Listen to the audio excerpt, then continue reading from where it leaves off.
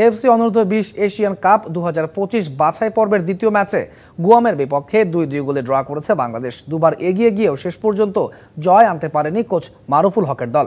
ম্যাচের 6ষ্ঠ মিনিটে লাল সবুজদের লিড এনে দেন ফরওয়ার্ড মিরাজুল ইসলাম। এরপর বল দখলে আধিপত্য ছিল গুয়ামের।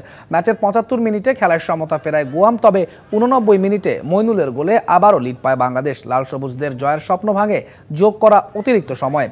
কুর্তিস হারমোন গোল করে সমতা ফেরান খেলায়। শেষ পর্যন্ত 2-2 গোলে ড্র নিয়ে মাঠ ছাড়ে দুই দল।